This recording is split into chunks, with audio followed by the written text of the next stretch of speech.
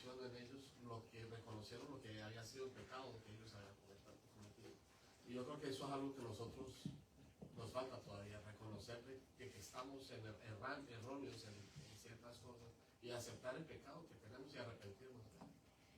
Para que eso sucediera, hermanito Huber, gracias, la Biblia nos da ciertos detalles, porque todas las personas que formaban ese pueblo no eran hombres doctos en las cosas de Dios. No tenían los mejores títulos universitarios, ¿cierto? Eran personas, podríamos decir en nuestro lenguaje coloquial, gente de campo.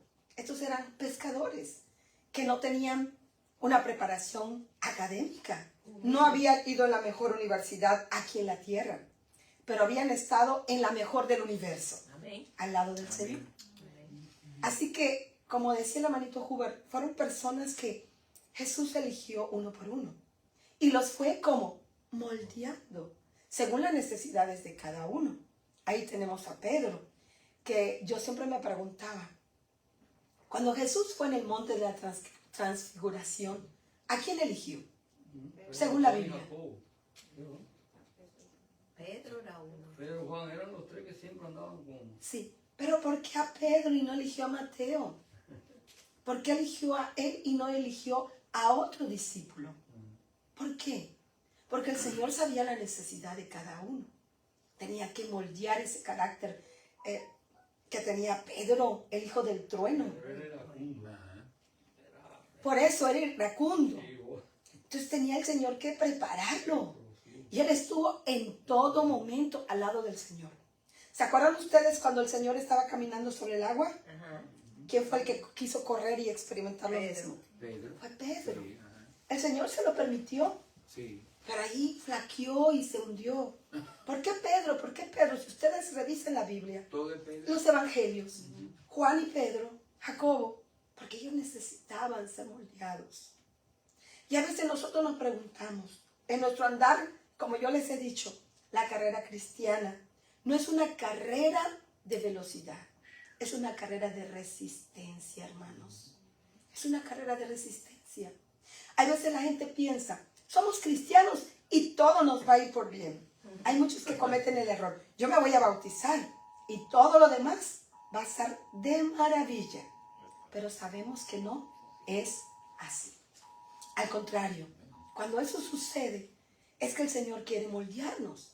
Pero hay veces nosotros no nos dejamos moldear. El hermanito Huber decía algo importante. El Señor conoce tu necesidad. Y el Señor te permite pasar por ciertas pruebas. Porque necesita moldearnos. Así como ustedes no han visto ahí en la comunidad, hay una persona que le gusta trabajar madera. Y cuando vino el huracán, dejó la isla destrozada. Esos pinos que protegían la comunidad alrededor se fueron. Había un desorden de árboles por todos lados. ¿Y saben qué hizo este hombre?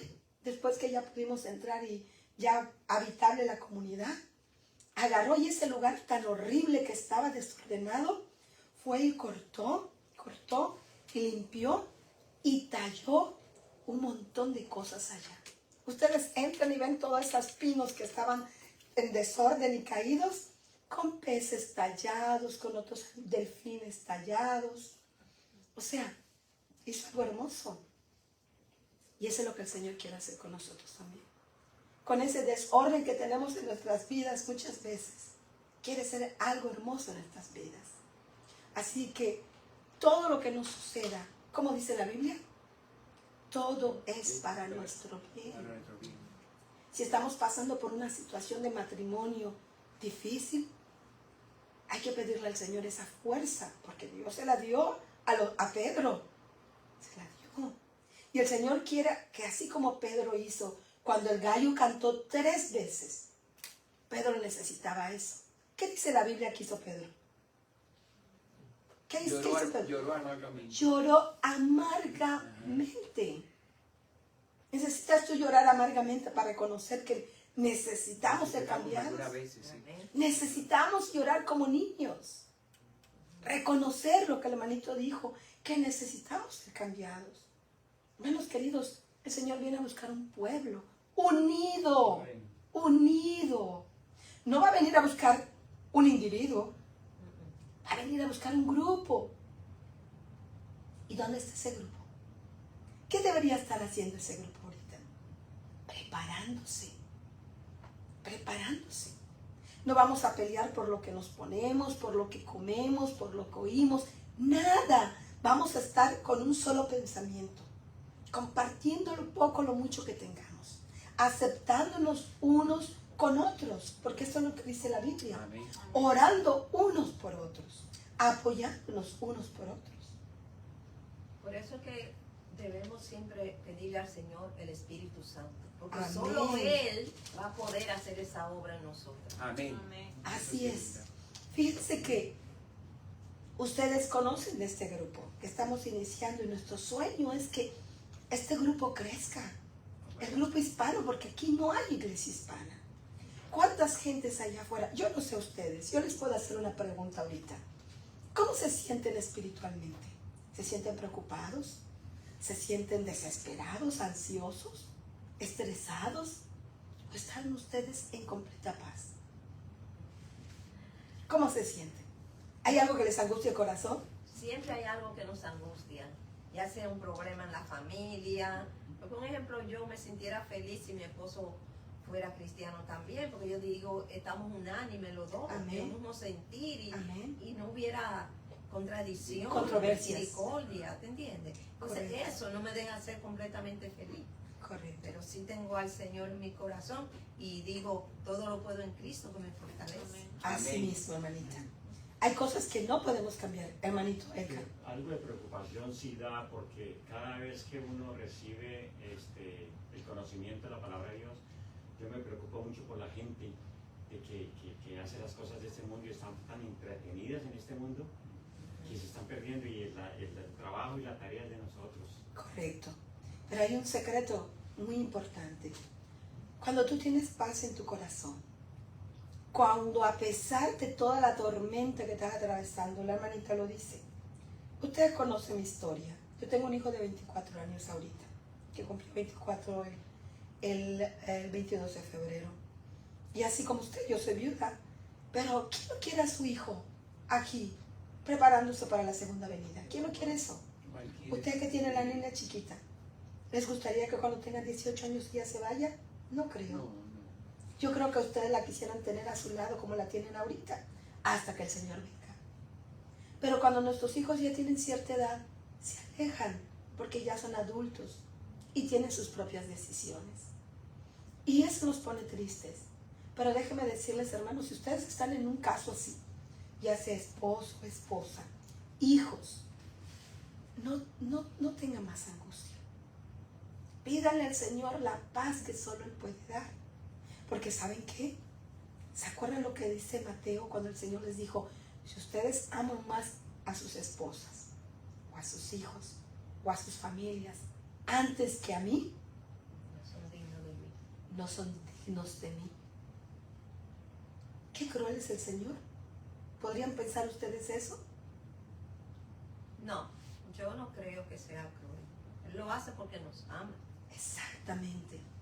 Porque déjenme decirles, vivir todo el tiempo angustiados desgasta, seca los huesos. Vivir todo el tiempo estresado, mis queridos hermanos.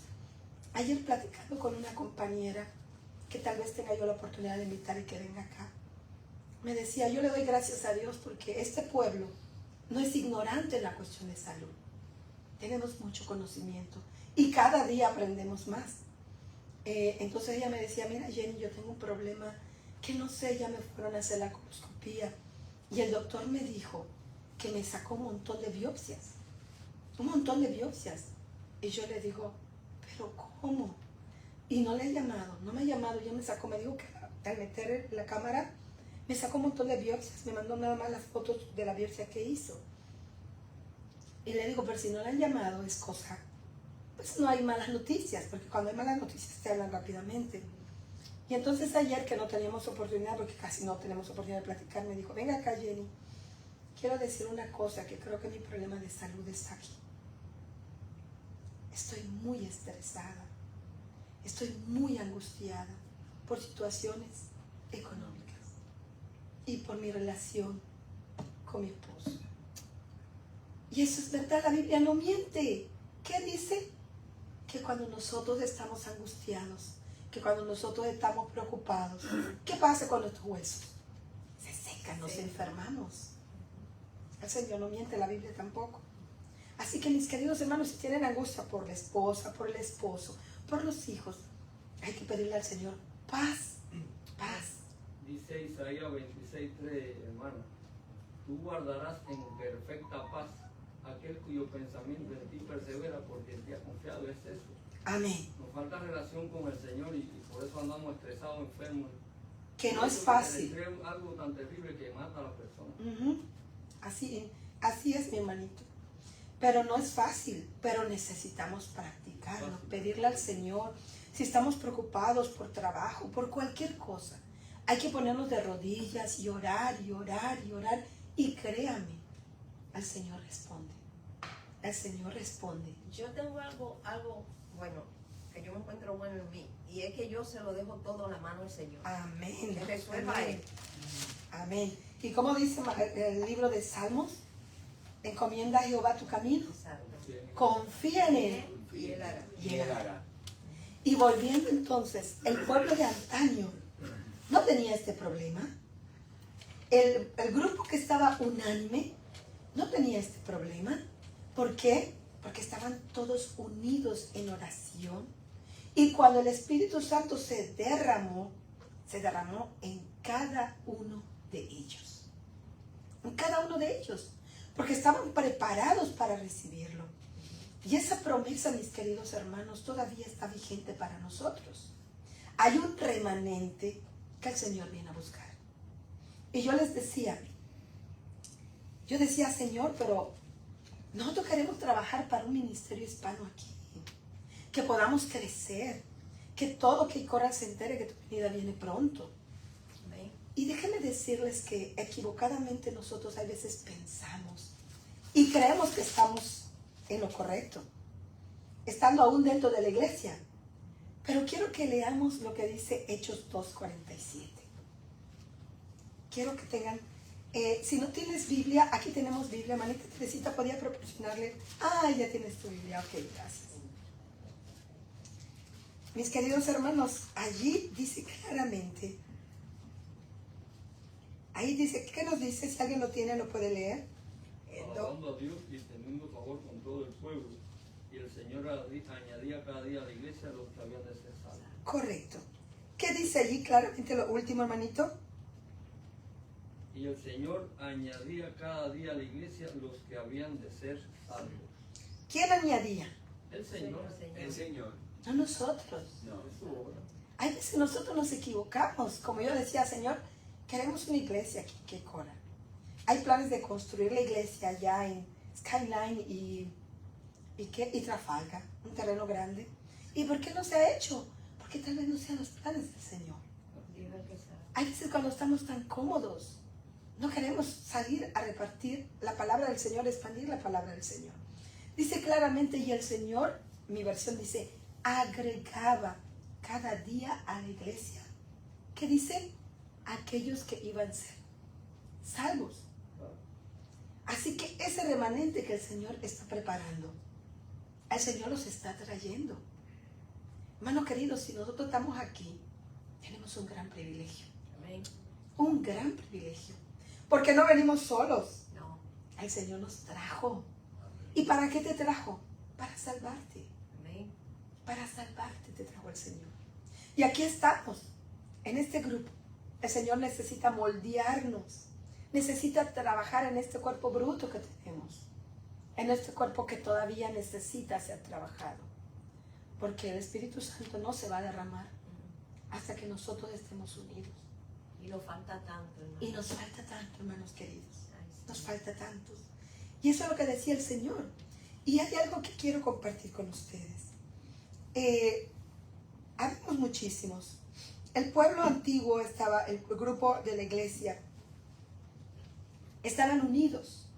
Y nosotros hoy en día estamos juntos, pero no unidos. Cada quién jalamos por nuestro lado, viendo nuestros intereses, nuestras necesidades. Hay veces no nos agrada lo que nos dicen aquí en el púlpito, o alguien que dijo algo, nos enojamos y nos vamos, o X situación. Pero déjeme decirle, los hermanos que estaban en antaño tenían algo muy importante: la conversión que había en sus vidas. Y quiero hablarles de una persona que ustedes conocen, de Saulo de Tarso. Él era un hombre sumamente preparado por la mejor universidad de la tierra. Era fariseo. Ustedes saben. ¿Con quién aprendió? Con los mejores maestros universitarios de esa época. Así que no era ignorante en la palabra de Dios. Conocía diríamos en nuestro día, de Génesis, Apocalipsis, porque en aquella ocasión no estaba el Nuevo Testamento, pero él sabía todo completamente. Era un hombre bien preparado. Y eso lo podemos encontrar, mis queridos hermanos, si quisiera que lo leyéramos. Podemos buscar en Mateo 5:20. ¿Qué nos dice Mateo 5:20?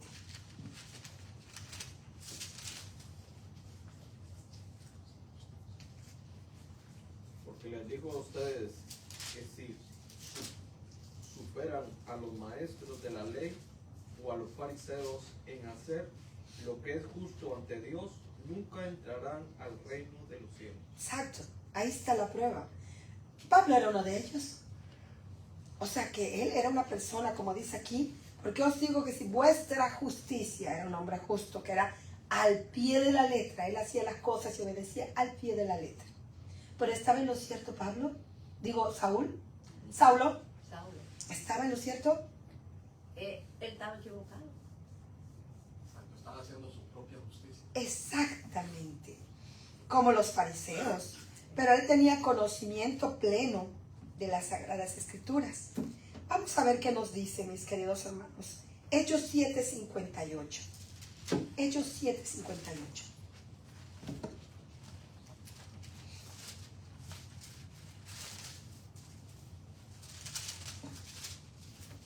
¿Qué nos dice? Y echándole fuera de la ciudad, le apedrearon, y los testigos pusieron sus ropas al pie de un joven que se llamaba Saulo. Correcto. Era una persona devota. Él, a pesar de que estaba equivocado, él cumplía con una pasión, con un amor, todo lo que él hacía. Esto es de la muerte de Esteban. Cuando Esteban lo apedrearon y lo mataron, le dieron como trofeo a él la ropa de Esteban. Sí.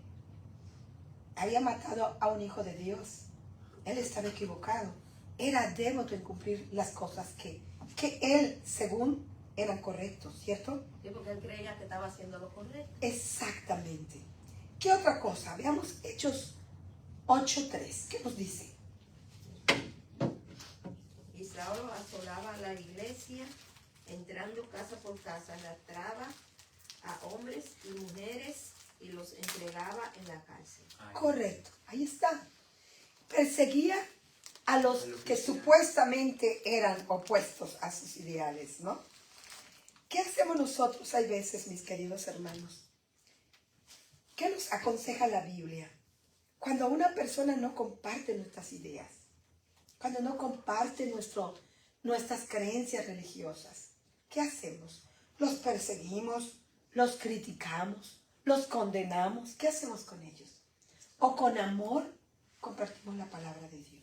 Es lo que debemos hacer con amor Y paciencia. y paciencia. Mucha paciencia. Mucha Por eso paciencia. Apocalipsis dice, aquí está la paciencia de los santos. Exacto.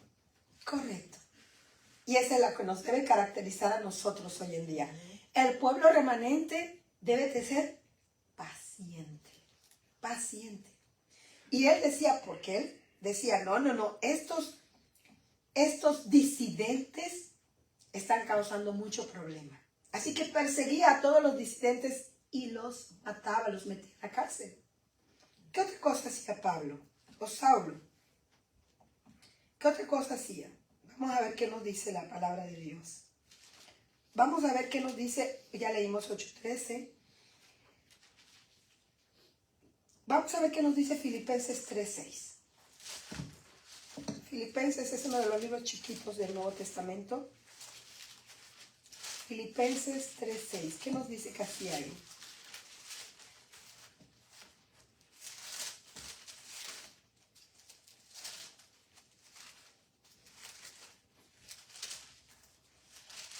¿Qué dice? En cuanto a celo, perseguidor de la iglesia.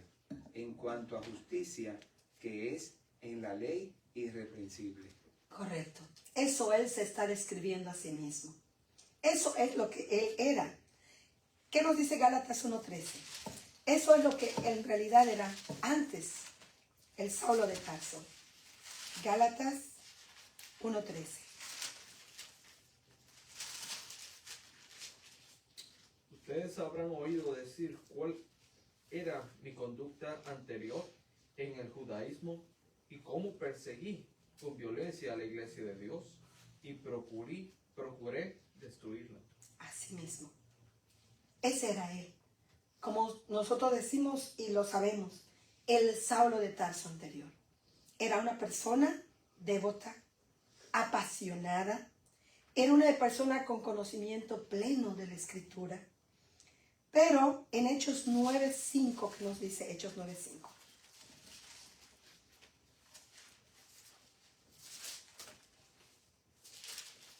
Hechos 9:5. Él dijo, ¿quién eres, Señor? Y él dijo, yo soy Jesús, a quien tú persigues. Dura cosa te es dar cosas contra el aguijón. Correcto. Aguijón. Correcto. Él fue todo eso hasta el momento que tuvo un encuentro real con el Señor. Tenía todo el conocimiento teórico de quién era Dios. Cumplía al pie de la letra todos los mandamientos, todas las leyes judaicas y parte de la Biblia.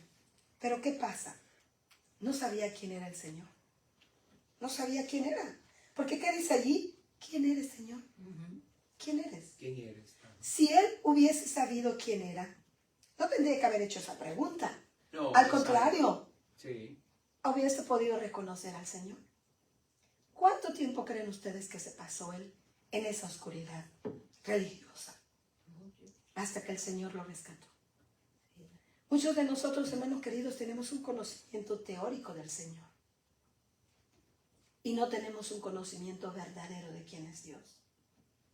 Y Él, en su inmenso amor y misericordia, hace lo que tenga que hacer para hacernos despertar. Yo no sé qué ha hecho el Señor contigo. Para hacernos como Pablo. ¿Quién eres, Señor? O sea, he tanto tiempo llevado aquí a la iglesia y aún no te conozco. ¿Quién eres? ¿Y qué sigue diciendo el versículo? El Señor le dijo. El Señor le dijo, levántate, entra en la ciudad y se te dirá lo que debes hacer. Correcto. Hermanos queridos, algo muy importante. El Señor nos va a decir lo que tenemos Lo que que hacer. tenemos que hacer. Pero cuando tú escuchas lo que tienes que hacer, muchas veces no te gusta. No nos gusta. Porque van en contra de nuestras costumbres. ¿Cierto? A veces cuando el Señor te dice, tenemos que cambiarte. Tenemos que hacerte una criatura nueva. Porque cuando nosotros nos bautizamos, ¿qué dice el mismo Pablo? Cuando nosotros nos bautizamos, somos una nueva criatura. Si hablamos de cierta manera, ya no vamos a usar ese lenguaje. Si comemos de cierta manera, ya no vamos a comer de cierta manera. Si pensamos de esa manera, ya no vamos a pensar de esa manera. Si vestíamos de una forma, ya no vamos a vestir de esa forma. Pero solo cuando tú tienes un encuentro con el Señor. Amén. Nadie más puede hacer ese cambio. Ni el pastor, ni los dirigentes de la iglesia. Y eso es lo que necesitamos. Para decirle, ¿quién eres, Señor? Que escuchemos la voz del Señor que te diga, ve porque tú vas a hacer esto. Y cuando tú escuches la voz, no cierres tus oídos, porque tal vez no la vuelvas a escuchar. Para Pablo, que era un hombre súper letrado, bien preparado, tuvo que haber un encuentro muy significativo en su vida. Muy fuerte. Porque yo me puse a pensar, sabemos que un hombre no puede ver a Dios, ¿cierto? ¿Por qué? Porque si lo ves, se muere. Porque la gloria del Señor Exacto. consume. Consume. ¿Y qué dice Hechos? Cuando Pablo estaba yendo en su caballo, Pero- ¿sí? Lo consume. Ajá. Cuando Pablo estaba yendo en su caballo y los soldados, los que los iban a ayudar, sus secuaces, estaban yendo con él, ¿qué dice específicamente la Biblia que sucedió? Lo dejó ciego. ¿Por qué? Vamos a leerlo, porque hay algo muy Yo creo importante que ya. fue para bajarle los humos. Así creo yo. Veamos a ver qué nos dice, mis queridos hermanos, qué nos dice la Biblia. ¿Cómo fue ese encuentro? ¿Cómo fue ese encuentro, mis queridos hermanos? Lo dejó ciego para que no estaba preparado. Pero para ¿por qué la quedó gloria ciego? de Dios. ¿Por qué quedó ciego? ¿Qué nos dice la Biblia? Veamos qué nos dice el versículo 9. Vamos a empezar a leer desde el 1. Dice, Saulo, ¿alguien lo puede leer? Hechos 9, 1. El del 1 en adelante hasta el 6. Saulo, respirando aún amenazas y muerte contra los... Así es. Sí, todos hasta el 6. Contra los discípulos del Señor, vino al sumo sacerdote y le pidió cartas para las sinagogas de Damasco, a fin de que si hallase algunos hombres o mujeres de este camino, los trajese presos a Jerusalén. Mas, yendo por el camino, aconteció que al llegar cerca de Damasco, repentinamente le rodeó un resplandor de luz del cielo, y cayendo en tierra, oyó una voz que le decía, Saulo, Saulo, ¿por qué me persigues? Él dijo, ¿quién eres, Señor? Y él le dijo, yo soy Jesús a quien tú persigues. Dura cosa te es dar coces contra el aguijón. Él, temblando y temeroso, dijo, Señor, ¿qué quieres que yo haga? Correcto, así hermanito. Ok. ¿Qué fue por qué quedó ciego? ¿Cómo se le apareció el Señor? ¿Qué dice allí? El último versículo del 3. Del 3. Un resplandor de luz. Ajá. No Ok. soportó la gloria de Dios. O sea, Dios tuvo que ser tan impresionante ese encuentro. Y físicamente porque quedó ciego también. Como dice la hermanita. Porque Pablo no había de otra manera de hacerlo reaccionar. Tenía que ser algo sobrenatural que lo tuvo que afectar. Exacto. Porque dice que un resplandor de luz era el Señor que lo dejó ciego. Y no fue ciego de repente que no puedo ver, no fue así. Sino que lo dejó ciego por ¿cuántos días? Por 3 días. ¿Se dan cuenta? Para poder sacudir a Pablo.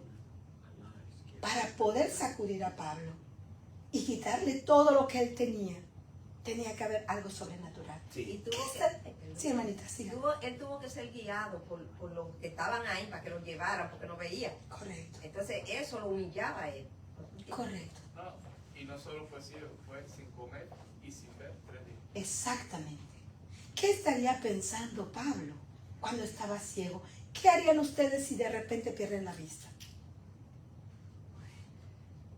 Estando en las cosas del Señor. Mi madre estos días estaba platicando, yo platico con mi mamita, y me estaba diciendo en ese mismo día que estamos platicando, una persona que creció con nosotros en la iglesia de mi edad, ese mismo día había sufrido un accidente de tránsito y murió. Entonces mi mamita en México, constantemente ellos están trabajando, están teniendo en las casas conferencias como hay en Cuba, como constantemente. Y mi tío, que es una persona que siempre ofrece su casa, una persona humilde en todos los aspectos, siempre ofrece su casa. Y el propósito de mi tío es alcanzar a su familia. Él tiene 6 hijos, tiene varios nietos, bisnietos. Y entonces mi mamita estaba en las conferencias. Mi mamá ya tiene 85 años, va a cumplir. Y dice, ya estaba yo sentada y se rompió la silla y me caí. Y le digo, ¿y qué te pasó, madre? Nada. Y le digo, madre, tú estabas en la cosa del Señor. Si te llegara a pasar algo, yo no me preocupo. Cosas diferentes, es lo que decía mi mamá. Cosas diferentes que yo estuviera en otro lado. Yo me hubiese muerto y entonces sí me lamentaría yo. Ay, sí. Pero yo estaba en las cosas del Señor. Y en ese mismo día, en ese mismo tiempo, murió este muchacho de un accidente de tránsito. No tuvo oportunidad de nada. Fue un accidente y ahí falleció. Eso sí es duro, hermana, ¿eh? Así mismo. Y entonces, mis queridos hermanos, el Señor sabe lo que nosotros necesitamos. Pablo necesitaba algo sobrenatural. 3 días ciego. Pero no solo eso. Tuvo que ir a casa de alguien para que lo pudiera ayudar a recobrar la vista. Y era a quienes él perseguía. O sea, fue una lección bastante difícil para él. Y en esta mañana yo quiero preguntarles, mis hermanos queridos, nosotros necesitaríamos algo así para entender lo que el Señor quiere de nosotros. Muchas veces tiene que... Porque acuérdense, a la ley y al testimonio. Si no dijere conforme a esto es porque no lo ha amanecido. Si el Señor te pide algo a ti que tú amas tanto, que sabes que no es bíblico, pero que tú te aferras a ello, ya sea una tradición, ya sea una costumbre, pero es algo arraigado, yo sé que es difícil. ¿No lo dejarías? Si el Señor te dice, mira aquí está la palabra del Señor, el Señor, tienes que dejar eso. Hermana, cuando yo conocí, bueno, yo tengo varios años en la iglesia adventista, pero cuando yo conocí este mensaje de verdad presente, yo siento que de ahí para acá que yo soy cristiana. Amén. Porque Amén. definitivamente ahí yo dejé todas las cosas que a Dios no le agradaban. Yo Amén. como que se abrieron mis ojos y me di cuenta. Yo cambié mi forma de vestir, Amén. yo usaba mis pantalones apretaditos y todas esas cosas. Y cuando leí y entendí, yo dije, empaqueté todo eso y jamás en mi vida volví a ponerme unos pantalones. ¿Te entiendes? Porque perdón. Sí, Marita. Porque es que tenemos que ser obedientes. Si el Señor dice no, es no. ¿Entiendes? Ese es el caso. Y es duro. Es duro, pero déjeme decirle. porque no fue tan fácil, hermana. Correcto. Pero sí lo hice con el poder de Dios, no Amén. yo, porque yo Amén. misma no podía. No, mi pero hermana. con la ayuda de Jesús sí pude. Mi esposo siempre decía, algún día voy a dar mi testimonio. Algún día voy a dar mi testimonio. Nunca pudo hacerlo. Mi esposo desde los 17 años se salió de su casa. Vivió en la calle. Probó todo tipo de drogas. Fue alcohólico. Y fumaba y bebía como no tienen idea. Pero él decía, él era carismático. Pero como él decía, yo iba a los retiros. Y resulta ser que saliendo del retiro me iba a dar una borrachera en la noche. Pero yo siempre le clamaba al Señor y le decía, Señor, si tú realmente existes, sácame de esto donde estoy, porque esto no es vida. Él creció en Filadelfia, pero estuvo viviendo varios años en Tampa, Florida, hasta que se fue, creo que unos cuantos años, no sé cuántos, en Puerto Rico, porque él era puertorriqueño. Y decía él, yo a las 3 de la mañana tenía que ir a buscar droga. No sé si ustedes conocen Puerto Rico. Él vivía en lo alto, en la cima de la montaña. La última casa era de la hermana y para la bajadita era de la familia. Él estaba su casa y la mamá tenía otro allá. Entonces ustedes cuando suben a ese lugar, al final de la casa donde vive la hermana, tenían que bajar y dar vueltas así, los que conocen Puerto Rico, para poder salir a la ciudad.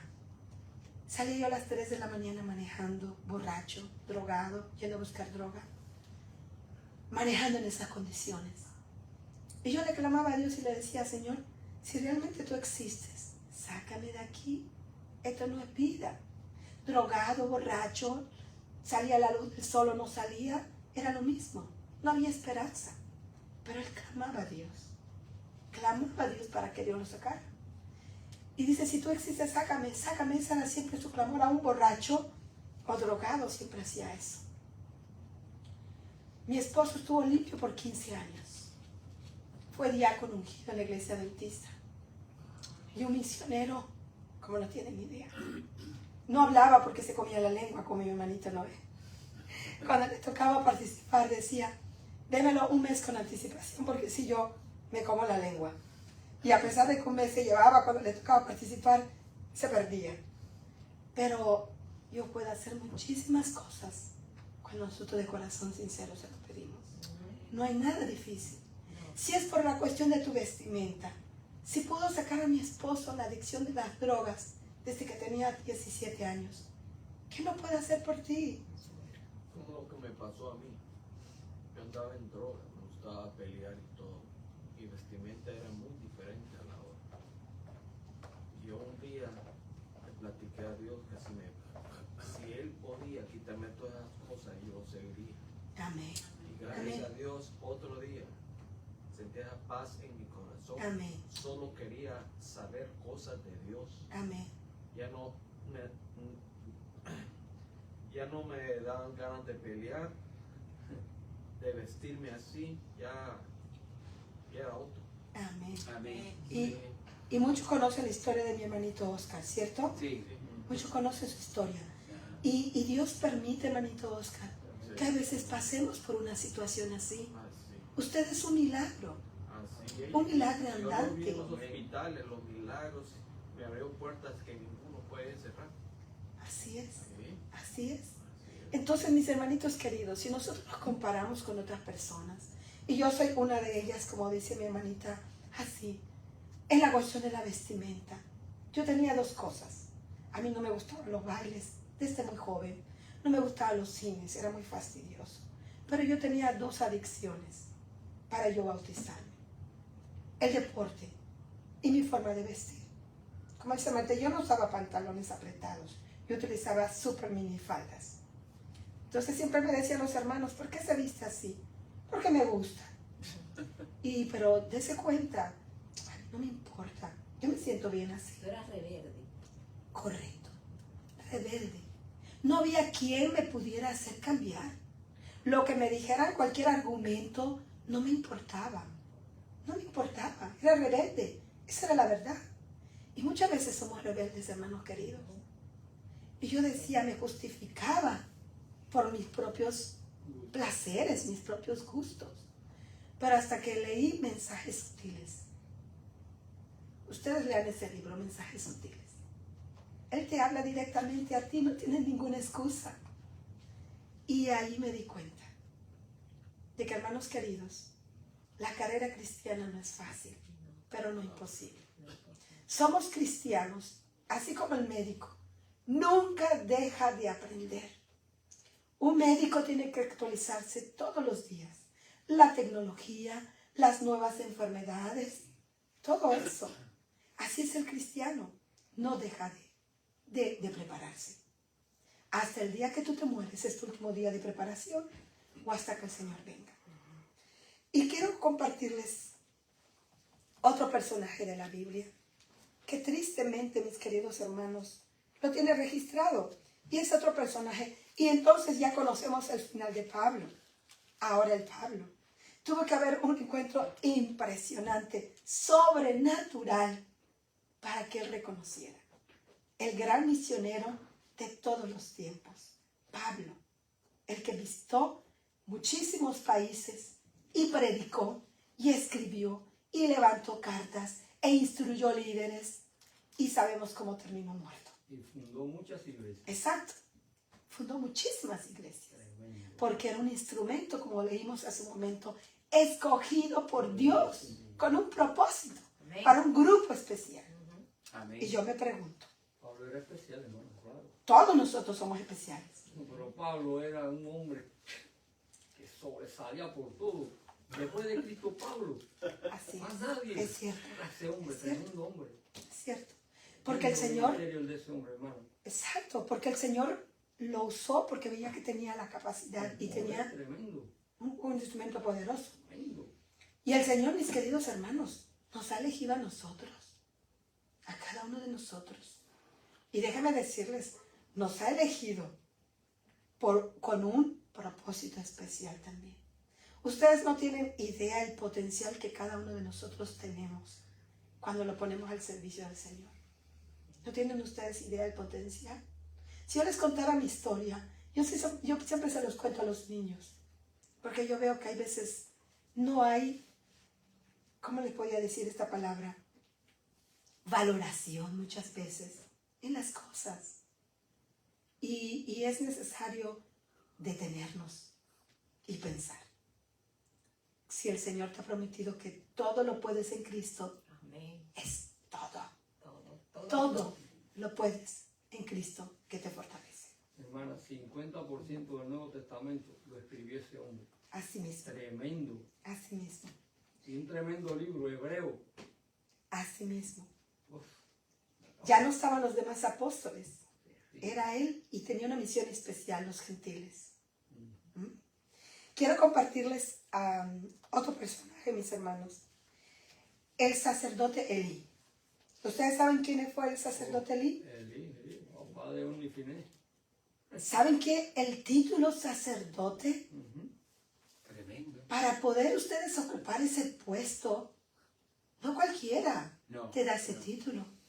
No aquí como en la iglesia que el pastor dice, bueno, el hermano Oscar tiene estas habilidades, yo voy a designar al hermano Oscar para que sea director de música. No, hermanos, fue Dios el que lo eligió para ser sacerdote. Un trabajo santo, no cualquiera. Tenía que ser sumamente preparado. Era sumo sacerdote. Exacto. Sí. No era cualquier sacerdote, No, cualquier era un sumo sacerdote, lo máximo. Solo él podía oficiar ciertas cosas. En la iglesia nadie más lo podía hacer. Era el que intercedía por el pueblo. Por el pueblo, exacto. Ajá. Era el que tenía que meter la sangre en el santuario. Tenía que ser un hombre íntegro, preparado, pero sobre todo elegido por Dios. Sí, hermanito. Si entraba ahí con cualquier pecadito, ahí mismo moría. Correcto, Otro era Aarón en el Correcto. santuario terrenal. correcto. Pero yo quisiera que en esta mañana pudiéramos nosotros hablar de Elí. Elí era una persona que tenía un conocimiento de las escrituras. ¿Poco o mucho? Mucho. Y mucho. Bien mucho. Porque era Muchísimo. sumo sacerdote. Sí. No fue instruido como por Gamaliel, como Pablo. No fue instruido por Gamaliel. Fue instruido por el Señor a través de Moisés. ¿Qué tenía él? Algo importante que muchos de nosotros tal vez tengamos, hermanos queridos. Era indiferente a sus deberes. Era sumo sacerdote. Pero que, aunque había sido nombrado como gobernante y juez de Israel, era indiferente a su cargo. ¿Y por qué lo digo? Porque ustedes lo pueden leer en el libro de Samuel. Y la Biblia lo registra. No solo eso, era negligente Con los hijos, con sus hijos. tolerante demasiado. O sea, él era el sumo sacerdote. Y por linaje, porque él era elegido a una determinada función. La función que él tenía que hacer, tenía que instruir a sus hijos para otra actividad. Y ahí tenía sus dos hijos. ¿Quiénes eran sus dos hijos? Vamos a buscarlo en la Biblia. Yo sé que ustedes se la saben. Pero bueno, leerla. Sí, pero es bueno leerlo, así mismo. Sí, vamos a buscarlo, mis hermanos queridos. Permítanme un tantito.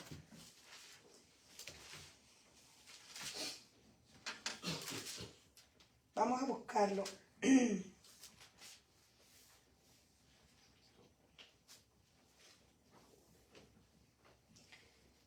Vamos a buscarlo en 1 Samuel 2, hermanitos.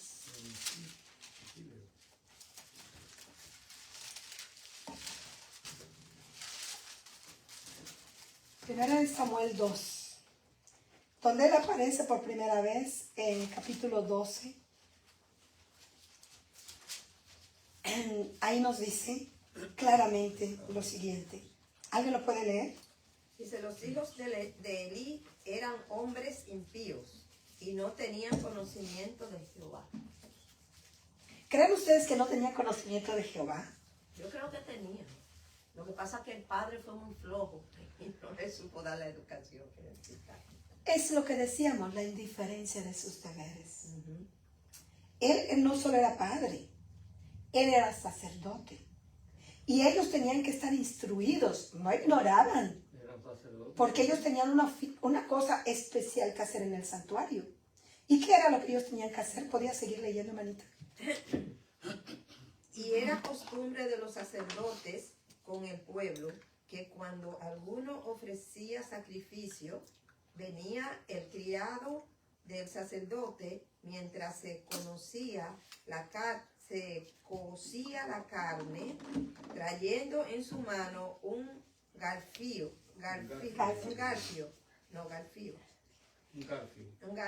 de entre dientes, y lo metía en el perol, en la olla, en el caldero o en la marmita, y todo lo que sacaba el grafío, el sacerdote lo tomaba para sí.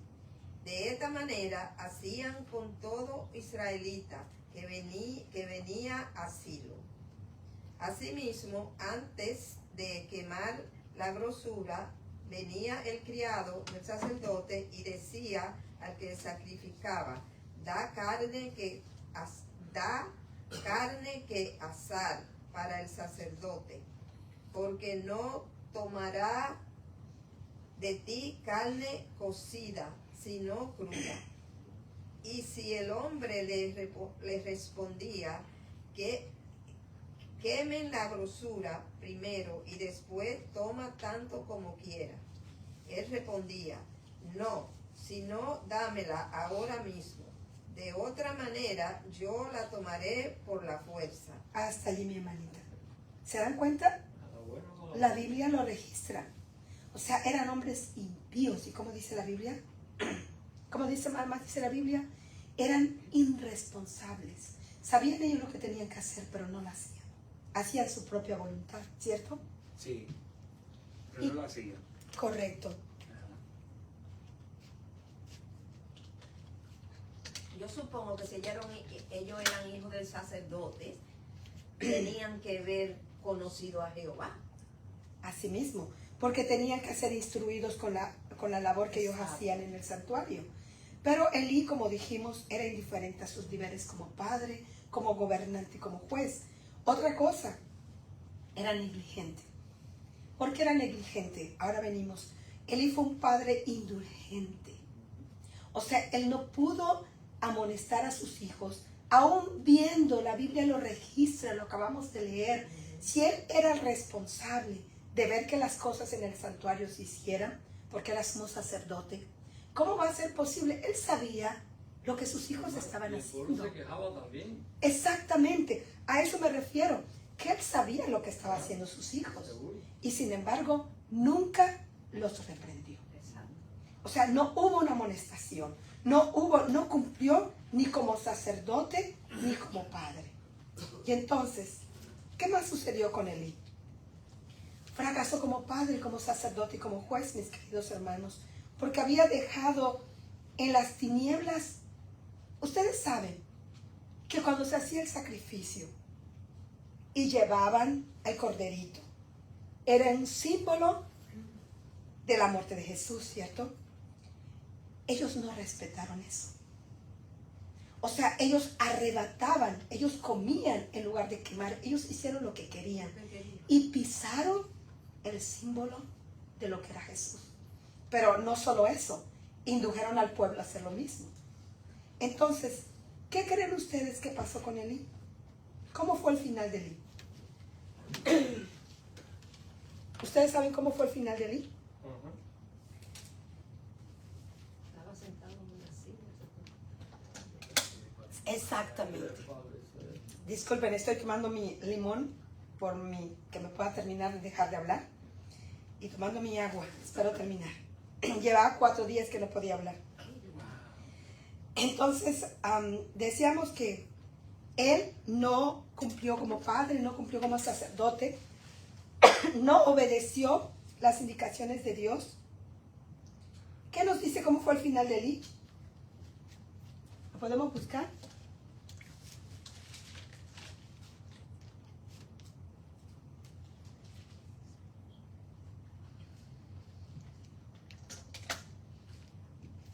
Lo podemos buscar. ¿Qué nos dice? ¿Cómo terminó? ¿Cómo terminó Elí? La Biblia nos dice que el pueblo de Israel, en el capítulo 4, déjenme tomar una pastilla. Que me quite la gastritis y pueda terminar.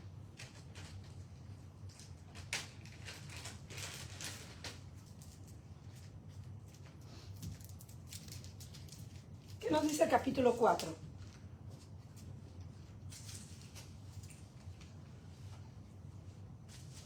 Sí, el 4. El 4:12. En adelante, manitos. Hasta 18. Y corriendo de la batalla, un hombre de Benjamín llegó el mismo día a Silo, roto sus vestidos y tierra sobre su cabeza. Y cuando llegó, he aquí Elí estaba sentado en una silla, vigilando junto al camino, porque su corazón estaba temblando por causa del arca de Dios. Llegado pues aquel hombre a la ciudad y dadas las nuevas, toda la ciudad gritó. Cuando Elí oyó el estruendo de la gritería, dijo: ¿qué estruendo de alboroto es este? Y aquel hombre vino a prisa y dio las nuevas a Elí. Y era ya Elí de edad de 98 años, y sus ojos habían oscurecido, de modo que no podía ver. Dijo pues aquel hombre a Elí: yo vengo de la batalla, he escapado hoy del combate. Y Elí dijo: ¿qué ha acontecido, hijo mío? Y el mensajero respondió diciendo: Israel huyó delante de los filisteos, y también fue hecha gran mortandad en el pueblo.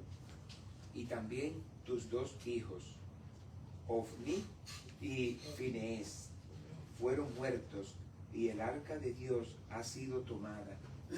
Y aconteció que cuando él hizo mención del arca de Dios, Elí cayó hacia atrás de la silla al lado de la puerta y se desnucó y murió, porque era hombre viejo y pesado, y había juzgado a Israel 40 años. Correcto. 40 ¿Cómo murió? 40 años. desnucado. Desnucado. Porque le dieron la noticia de que sus dos hijos habían muerto. Pero quiero leerles un párrafo de Historia de la Redención. Dice aquí: no porque se murieron sus dos hijos. Quiero compartir con ustedes esto. Dice: Elí pudo soportar esa noticia con cierta calma, porque tenía razones para esperarla, la muerte de sus hijos. Pero cuando el mensajero añadió: y el arca de Dios ha sido tomada, Elí se tambaleó angustioso sobre su silla, cayó de espaldas y murió. Participó de la ira de Dios que descendió sobre sus hijos. ¿Se dan cuenta? Por la negligencia. Y hermanos queridos, tenemos dos personajes que vimos hoy. Vimos a Pablo. ¿Cuál fue el final de Pablo? También murió, ¿cierto? Sí. Y de mala manera. De mala manera. Pero fue glorioso. Pero fue glorioso. Amén. Y vemos a un sacerdote, un sumo sacerdote, que murió porque le alcanzó la ira de Dios. Ambos tenían conocimiento de la palabra de Dios. Entonces él también se perdió. Y se perdió. Ambos tenían el conocimiento de la palabra de Dios. Ambos trabajaban para Sí. Dios. Ajá. Pero hay una diferencia, hermanos queridos. Uno se dejó guiar Amén. después de haber atravesado por esa angustia, de haberse encontrado con el Señor. Se dejó guiar. Sí. Y cumplió fielmente.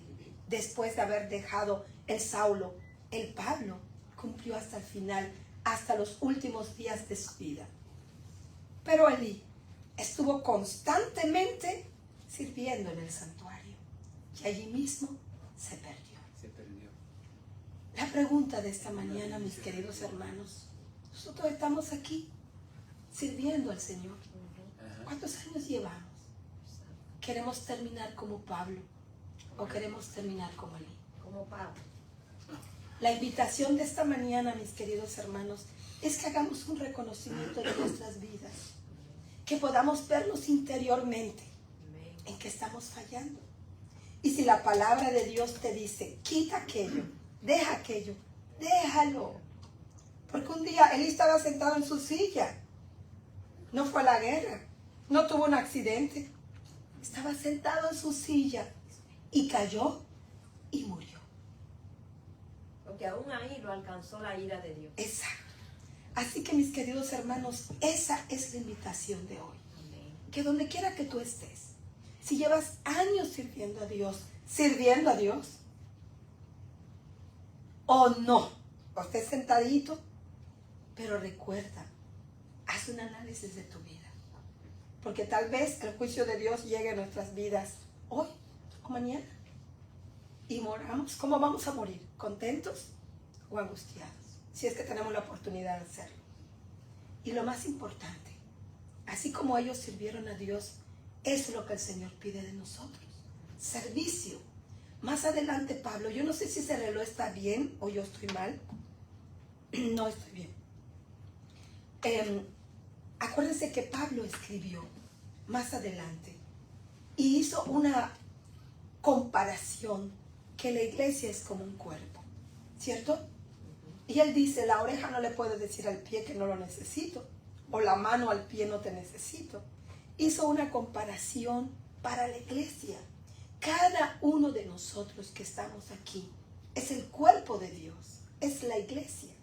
Y cada uno de nosotros lo formamos. Y cada uno de nosotros somos parte de este cuerpo.